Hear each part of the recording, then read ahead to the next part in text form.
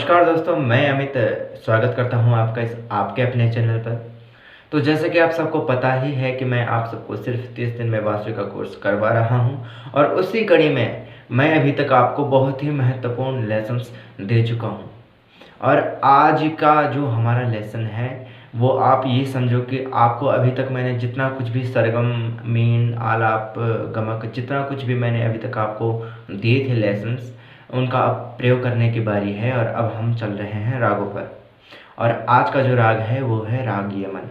देखिए, इसका मैं आज आपको परिचय बताता हूँ और परिचय के बाद इसका आरोह कैसे बजेगा, उसके बाद इसका अवरोह कैसे बजेगा और जो राग की सबसे मेन चीज़ होती है पकड़, वो भी मैं आपको बताऊंगा कि किस प्रकार से इसकी पकड़ बजाओगे आप। ठीक है, और जब आप इन तीनों का बहुत अच्छे से रियाज कर लोगे फिर आपको इसका सरगम गीत और जो है आपको इसका बंदिश तब उसके बाद बताया जाएगा और आप बहुत आसानी से एक बार में ही आप इसकी बंदिश बजा लोगे अगर आप आरोह अवरोह और पकड़ का आप बहुत अच्छे से प्रैक्टिस करोगे। ठीक है, तो सबसे पहले बारी आती है राग के परिचय की। देखिए, इस राग में सबसे मेन चीज़ है जो वो है माँ, इसमें तीव्र लगता है। इसका थाट है कल्याण थाट। कल्याण थाट में मैंने आपको बताया था कि किस प्रकार से आप उसको बजाओगे, प्ले करोगे, तो उसमें लगता है माँ तीव्र। तो कल्याण थाट से जितने भी राग बनेंगे उन सब में माँ तीव्र लगेगा। तो कल्याण थाट से ही यमन राग बना है, तो ये इस पे माँ तीव्र लगेगा। देखिए, इसमें एक थोड़ा सा कन्फ्यूजन ये भी है कि कई लोग यमन राग को ही यमन कल्याण कहते हैं, जो कि अलग अलग राग हैं। यमन अलग है और यमन कल्याण अलग है। अंतर सिर्फ इतना है कि राग यमन में माँ तीव्र लगता है और राग यमन कल्याण में सिर्फ माँ शुद्ध लगता है। बस यही अंतर है, बाकी फ्रेज एक जैसे ही, चलन एक जैसा ही है। ठीक है, और अब बारी आती है इसकी जाति की। जाति है इसमें संपूर्ण संपूर्ण, क्योंकि इसका आरोह में जाते समय 7 स्वर लगते हैं, सो संपूर्ण, और आते समय भी इसमें 7 स्वर लगते हैं, अवरोह में भी इसमें 7 स्वर लगते हैं। तो आरोह अवरोह में जितने स्वर रहेंगे उस प्रकार से इसकी जाति बनती है, ये मैं आपको पहले ही बता चुका हूँ। ठीक है, उसके बाद इसका गायन समय है। देखिए, हर राग का गाने का एक समय निर्धारित किया गया है कि अगर हम उसको उस समय पर गाएंगे, बजाएंगे, तो उसमें वो राग और भी अच्छा लगेगा, और भी अच्छा खिल के अपने भाव प्रकाशित करेगा। जो उस राग में जैसा भाव डाला गया है वैसा भाव और भी खिल करके आप सबको महसूस होगा। ठीक है, तो इसका राग का जो गायन समय है वो है राग का प्रथम प्रहर। अब ये प्रहर क्या होता है?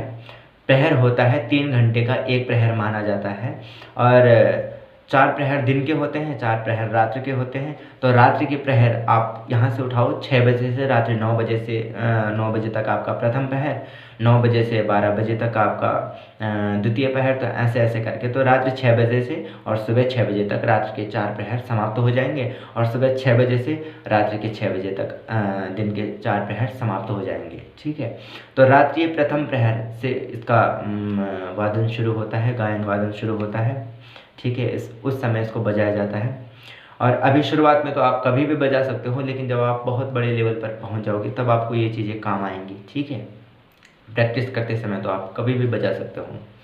उसके बाद है इसका वादी स्वर है, जो इसका सबसे मेन इंपॉर्टेंट स्वर है। वादी स्वर को भी मैं आप सबको बता ही चुका हूँ कि क्या है वादी स्वर। तो इसका वो वादी स्वर है गांधार, माने गा। ठीक है, और इसका संवादी स्वर है निषाद, माने नी। तो ये सारी चीज़ें मैं आपको धीरे धीरे करके और भी अच्छे डिटेल से बताता जाऊंगा। तो अब बारी आती है हमारी आरोह की।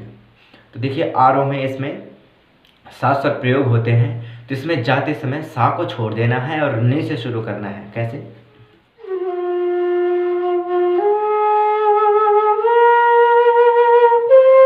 तीव्र मान लगता है तो इसमें पूरा खोल के रहना।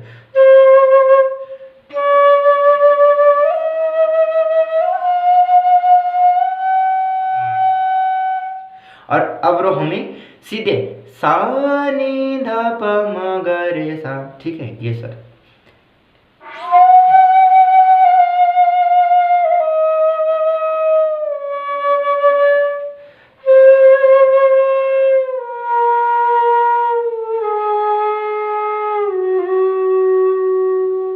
आपको बताता हूँ कि किस प्रकार से आप इसकी पकड़ बजाओगे, फिर उसके बाद बताऊंगा कि पकड़ क्या काम करता है, कैसे काम करता है। ठीक है, तो सबसे पहले इसकी दो पकड़ें हैं जो बहुत दोनों ही महत्वपूर्ण हैं।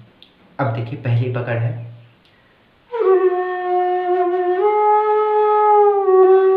नी रे सा,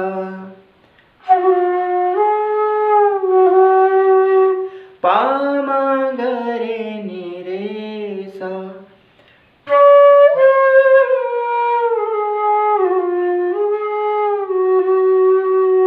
ठीक है। नी रे सा, पा मा ग रे नी रे सा, ये इसकी पहली पकड़ हो गई। ठीक है, एक बार और बताता हूँ, नी रे गा, पा मा ग रे नी रे सा, जैसे नी रे गा, पा मा ग रे,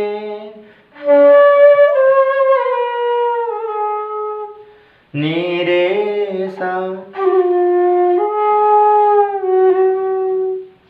तो ये तो हो गया इसका एक पकड़। ठीक है, उसके बाद दूसरा पकड़ है नी रे सा, पा रे नी रे सा। ये दो चीजें, एक तो इसका है नी रे सा और दूसरा है पा रे।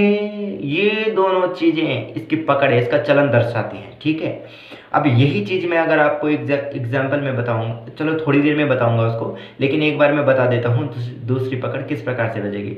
नी रे सा, ये वही है,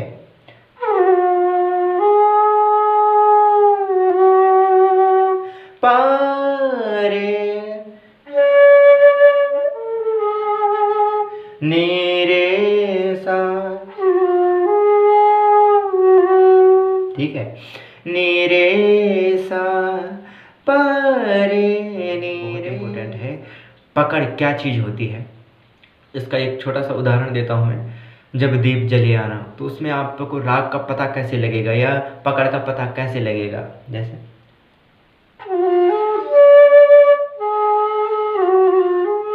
ये सिंपल बजा रहा हूँ मैं।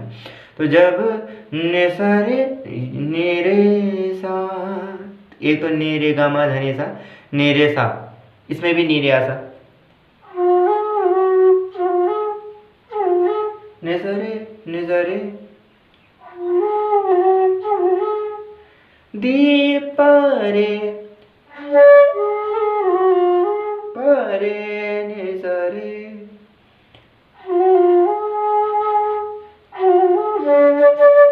ने सा पा रे ने सा रे।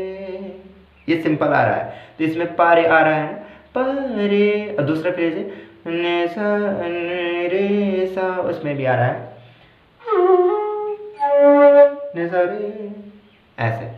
तो ऐसे इन्हीं चीजों से पता लगता है कि ये राग यमन है। इसमें राग में हर राग के चलन से ही, किसी भी राग, कोई भी राग उसके आरोह और अवरोह से ही राग नहीं बन जाता, उसके चलन से। उसका जो स्वरों का टेक्सचर है, जैसे नी रे सा, इसमें नी पहले है, रे है, तब सा है, तो इसी टेक्सचर की वजह से आपको पता लगेगा कि ये राग यमन की पकड़ है या इस गाने में ये राग बज रखा है। ठीक है, तो पकड़ का रियाज जितना ज़्यादा करो आप उतना बढ़िया है। तो आप इन चीज़ों का रियाज कीजिए, राग यमन की इन चीज़ों का रियाज कीजिए, और उसके बाद हम अगले लेसन में आपको इसका बंदिश बताएंगे कि किस प्रकार से आपने इसका बंदिश प्ले करना है। ठीक है, तो आप आगे बढ़ते रहिए, रियाज करते रहिए, और किसी को अगर पर्सनल ट्रेनिंग भी लेनी हो तो वो भी मुझसे क्लास ले सकता है। तो ठीक है, आप लगातार रियाज करते रहिए। धन्यवाद।